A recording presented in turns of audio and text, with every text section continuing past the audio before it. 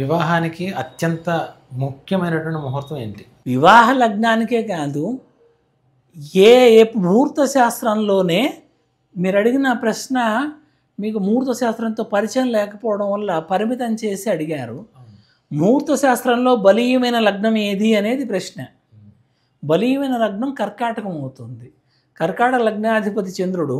ఇతర గ్రహస్థితులన్నీ కూడా సవ్యంగా ఉండే పక్షంలో లగ్నాధిపతి అయినటువంటి చంద్రుడి యొక్క నక్షత్రాలైన రోహిణి, హస్త, శ్రవణంలో కానీ, ద్వితీయాధిపతి అయి ఏమాత్రం కూడా పాపస్థానాలతో సంబంధం లేని సూర్యుడి యొక్క నక్షత్రాలైన ఉత్తర ఫల్గుణి, ఉత్తరాషాఢంలో కానీ ఏమండి, ఆ తర్వాత లగ్నానికి యోగకారకుడైన గురుడి యొక్క నక్షత్రమైన పునర్వసులో కానీ వివాహ ముహూర్తాన్ని మనం నిర్ణయం చేయొచ్చు.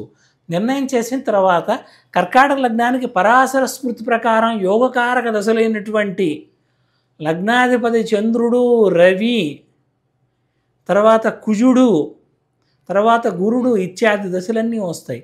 కాబట్టి ఏ పర్పస్ కోసమైతే ముహూర్తాన్ని నిర్ణయం చేసి పెట్టుకుంటున్నామో అది నెరవేరే విధంగా అత్యంత దీర్ఘకాలం పాటు అనుకూల గ్రహ దశలు, అంతర్దశలు వస్తాయి. కాబట్టి కర్కాటక లగ్నానికి నేను చెప్పిన ఈ నక్షత్రాలతోటి ఇతర గ్రహస్థితి అనుకూలంగా ఉన్నప్పుడు ప్రయోగిస్తే అత్యుత్తమంగా ఉంటుంది. మనం అన్నగారు వివాహం కాకుండా చెల్లికో ఎవరికన్నా పెళ్లి చేస్తే అది ఏమాత్రం తప్పు కాదు. కానీ అన్నగారికి వివాహం కాకుండా తమ్ముడు పెళ్లి చేసుకున్నా, అక్కకు వివాహం కాకుండా తమ్ముడు పెళ్లి చేసుకున్నా, ఆ చిన్నవాళ్ళు ఎవరైతే ఉన్నారో ముందు తొందరపడి పెళ్లి చేసుకున్నారో వాళ్ళకి ఆయుష్ అనేటువంటిది త్వరగా ముగుస్తుంది.